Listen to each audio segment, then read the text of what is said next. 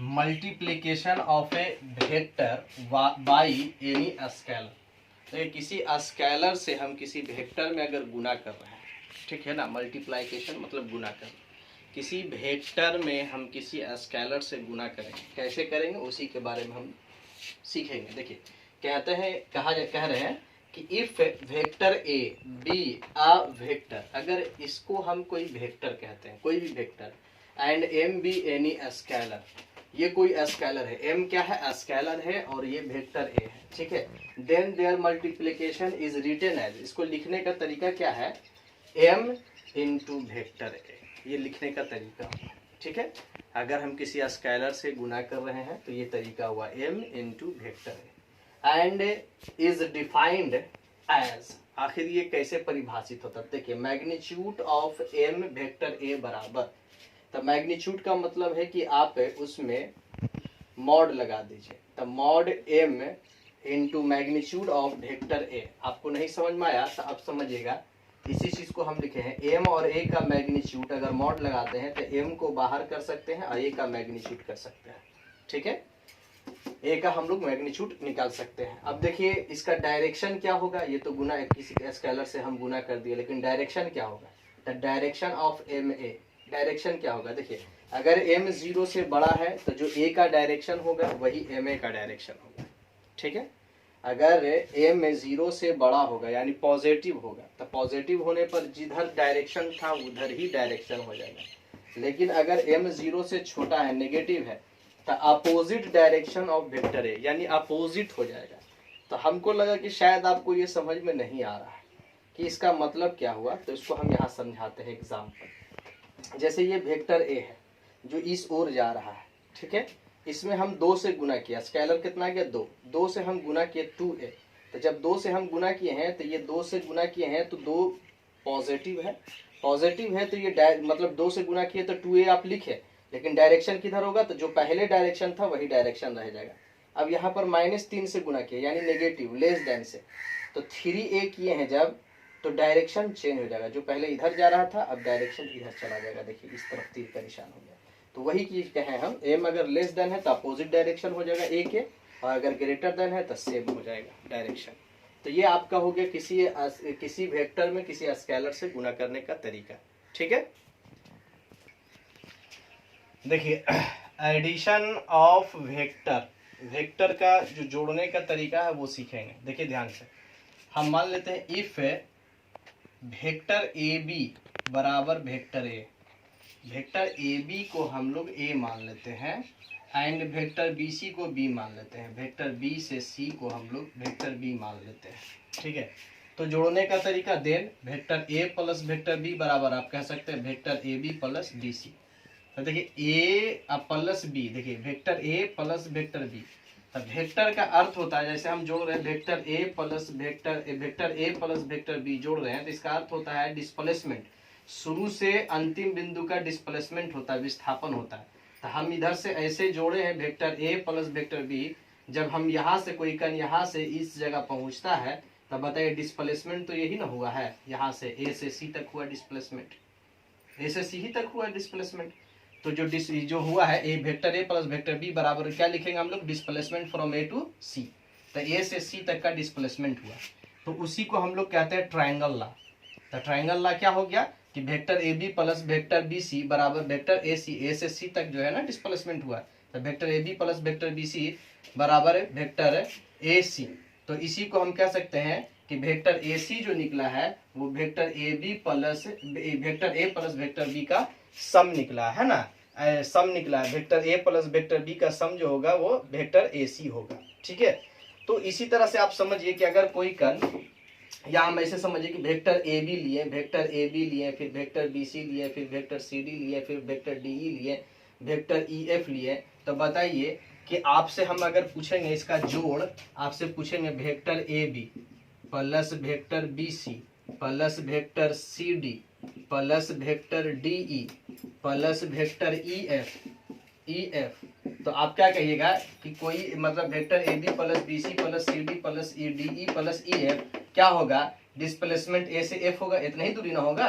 तो हम इसको लिख सकते हैं कि ए से एफ वेक्टर ए एफ लिख सकते हैं किसी भी बहुभुज में। तो देखिए ये मेनली रूप से क्या डिस्प्लेसमेंट है ना, स्टार्टिंग पॉइंट और एंड पॉइंट का डिस्प्लेसमेंट होता है। तो आप समझ गए कि vector A B plus vector B C plus vector C D plus vector D E plus vector E F है बराबर होगा वेक्टर ए एफ होगा। तो ये आपका हो गया डिस्प्लेसमेंट हो गया, है ना। तो इसके बाद हम लोग पढ़ेंगे पैरेललोग्राम का जोड़ने का तरीका। ध्यान रखिएगा कि जो त्रिभुज का जोड़ है वो बहुत इंपॉर्टेंट होता है। तो देखिए A B plus B C है ना, A B plus B C बराबर क्या होगा वेक्टर ए सी होगा। ठीक है, ये ध्यान आपको देना है। ठीक है, इसको कहा जाता है रिजल्टेंट वेक्टर, इसको रिजल्टेंट वेक्टर कहते हैं। आइए याद रखिएगा रिजल्टेंट वेक्टर जो रहेगा वो टेल टू टेल और हेड टू हेड, इसका हेड और इसका हेड एक जगह मिलेगा, इसका टेल एक जगह रहेगा। देखो tail to tail head to head रहेगा, इसको कहते हैं रिजल्टेंट वेक्टर। ठीक है, इसे ट्राइंगल लॉ कहा जाता है, त्रिभुज का नियम कहा जाता है, ट्राइंगल लॉ है ना, एडिशन ऑफ ट्राइंगल लॉ मतलब वेक्टर का ट्राइंगल लॉ इसको कहा जाता है। इस जोड़ को हम लोग कहते हैं ट्राइंगल लॉ। ठीक है ना।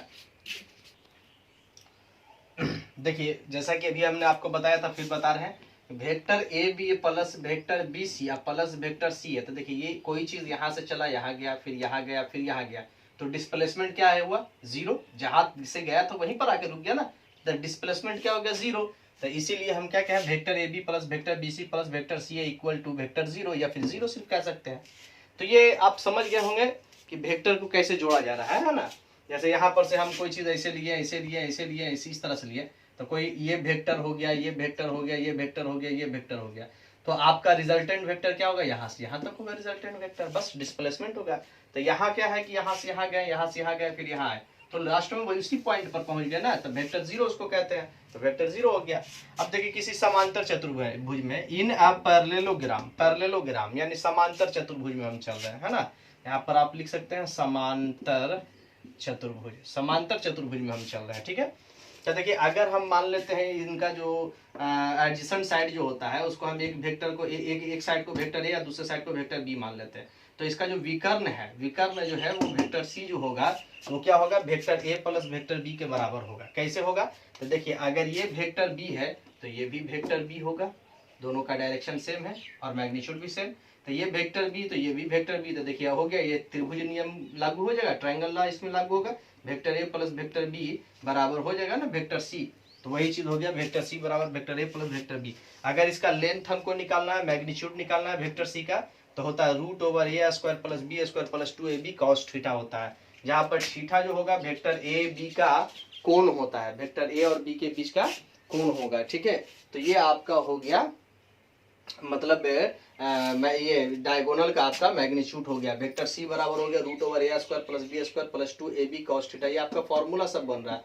ये सब आपको याद रखना है। ठीक है ना, ये याद रखना है, ये भी आपको याद रखना है कि vector A plus vector B अगर हम जोड़ेंगे तो इसका डायगोनल आ जाता है वेक्टर सी आ जाता है। ठीक है, ये सब ध्यान आपको रखना होगा। देखिए properties of addition of vector है ना, वेक्टर के योग का गुण। ठीक है, properties of addition of vector है ना, इसके प्रॉपर्टीज के बारे में पढ़ेंगे, इसके जोड़ के प्रॉपर्टीज के बारे में। पहला देखिए vector A plus vector B करिए या वेक्टर बी प्लस ए करिए, दोनों का मान बराबर आता है, और आप जानते हैं इसको कहते हैं कम्यूटेटिव लॉ, अंग्रेजी में, हिंदी में कर्म विनिमय नियम। आप जानते हैं छठा सातवां क्लास से ही पीएस पढ़ना शुरू है, छठा सातवां क्या मतलब लगता है दूसरा तीसरा से ही ये पढ़ना शुरू है मैथ में। Vector A plus vector B और vector B plus vector A अगर बराबर आता है इस तरह का, तो इसे हम लोग कहते हैं कर्म विनिमय नियम या कम्यूटेटिव लॉ कहते हैं। ठीक है, दूसरा देखिए इसका कि vector A plus vector B plus vector C, अब vector A plus vector B plus vector C, इधर लास्ट दोनों में ब्रैकेट, इधर दोनों शुरू में ब्रैकेट, तो ये दोनों का मान भी बराबर होता है, जिसको हम लोग कहते हैं एसोसिएटिव लॉ या सहचर्य नियम। याद रखिएगा, इसको कर्म विनिमय नियम, इसको सहचर्य नियम कहते हैं, सहचर्य नियम। अब देखिए तीसरा नंबर है कि अगर कोई एम अंदर देखिए vector A plus vector B है, इसके बाहर किसी स्केलर से गुना किया गया है एम से, तो ये एम दोनों में बढ़ जाता है, दोनों में बढ़ सकता है, ए के साथ भी गुना हो सकता है, बी के साथ भी गुना होगा, तो इसको कहते हैं डिस्ट्रीब्यूटिव लॉ यानी वितरण नियम। इसको वितरण नियम कहते हैं, ठीक है। Here m is any scalar, m कोई कांस्टेंट होगा, कोई स्केलर क्वांटिटीज होगा, कोई भी स्केलर क्वांटिटीज रहेगा। चौथा नंबर देखिए m plus n into vector A. अगर ऐसा रहा तो आप वेक्टर ए को m के साथ और फिर वेक्टर ए को n के साथ लिख सकते हैं। पांचवा प्रॉपर्टी कि अगर वेक्टर ए में किसी जीरो वेक्टर को जोड़ा जाए, किस वेक्टर को जोड़ा जाए, जीरो वेक्टर को जोड़ा जाए तो उसका मान वेक्टर ए ही रहेगा।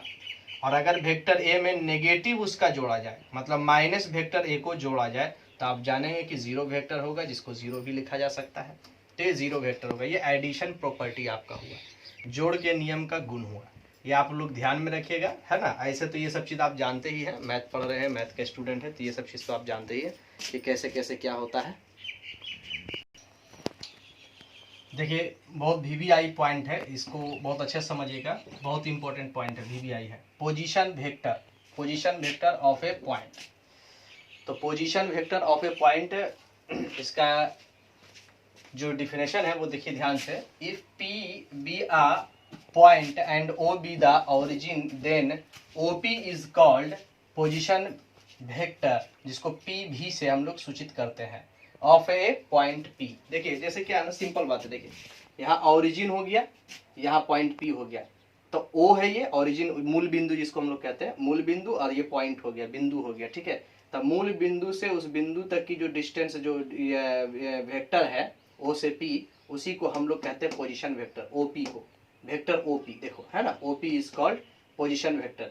ये मूल बिंदु हो गया, ये पॉइंट पी हो गया, मूल बिंदु यानी ओ से पी तक का जो वेक्टर होगा, वेक्टर ओपी, उसी को हम लोग कहते हैं पोजीशन वेक्टर, ठीक है। रिप्रेजेंटेशन, इसको दर्शाया कैसे जाता है, representation of A vector in terms of A position, इसको कैसे दर्शाया जाता है। तो देखिए अगर ए और बी कोई दो ठो पॉइंट हो जाए, ए और बी कोई दो पॉइंट हो, ठीक है, और ओ तो जान रहे हैं ओरिजिन होता है, वो आप लोग जान रहे हैं, मूल बिंदु जिसको कहते हैं ओरिजिन, है ना, आप लोग जान रहे हैं ये मूल बिंदु है। तो देखिए ध्यान से देखिए, दो पॉइंट आपको दिया रहेगा, ये आपका ओरिजिन हो गया, तो हम इसको मिला दिए, ओ से ए को मिलाए, ओ से बी को मिलाए, और ए को बी से मिला दिए। जब ऐसा किए तो देखिए क्या हो गया, vector O A plus vector A B बराबर वेक्टर ओ बी होगा। देखिए vector O A plus vector A B बराबर रिजल्टेंट वेक्टर, त्रिभुज के नियम से। देखिए tail to tail, head to head मिल रहा है ना, तो ये रिजल्टेंट वेक्टर हो गया वेक्टर ओ बी, ठीक है। तो हम क्या किए, वेक्टर ए बी को छोड़ दिए, ये प्लस में इधर जाएगा तो माइनस में, तो वेक्टर ए बी बराबर vector O B minus vector O A होगा, ठीक है। तो इसी को हम लोग कहेंगे वेक्टर ए बी बराबर, तो देखिए ओ से पी अगर था, ओ से पी था तो पोजीशन वेक्टर पी का कहलाया, तो ओ से बी है तो पोजीशन वेक्टर पी भी मतलब पोजीशन वेक्टर ऑफ बी कहलाया, फिर ओ से ए है तो पोजीशन वेक्टर ऑफ ए कहलाया। ये बहुत इंपॉर्टेंट चीज है, इसको आप बढ़िया से समझिएगा। ये फॉर्मूला आपको याद रखना है कि वेक्टर ए बी अगर हमको निकालना है तो position vector of B minus position vector of A. यहाँ ए बी जो पहले आएगा वो पहले, देखिए पोजीशन वेक्टर ऑफ बी, तो दूसरा माइनस पहला होता है, देखिए बी का पहले आएगा और ए का बाद में जाएगा, ठीक है। ये आपको एकदम ध्यान में रखना है, ये फॉर्मूला याद रखना। ये वेक्टर ए बी बराबर position vector of B minus position vector of A, ये आपको याद रखना है। पोजीशन वेक्टर का ये चीज आपको एकदम याद रहना चाहिए। पोजीशन वेक्टर कहते किसे हैं, तो वो मूल बिंदु से पॉइंट का वेक्टर होता है, मतलब विस्थापन होता है, मूल बिंदु से ए तक का विस्थापन, ठीक है। वो देख ओ ए हो गया तो ये पोजीशन वेक्टर ऑफ ए हो गया, ठीक है ना। ओ से ए कहेंगे तो position vector of A, O से बी कहेंगे तो position of vector of B, अगर ओ से पी कह दिए तो पोजीशन वेक्टर ऑफ ओपी कहलाया, पी का पोजीशन वेक्टर। ओ से जो भी मूल बिंदु से जाएगा जो भी, उसको हम लोग पोजीशन वेक्टर कहेंगे, ठीक है। बाकी थ्योरी हम लोग कल पढ़ेंगे, आज तक इतना ही।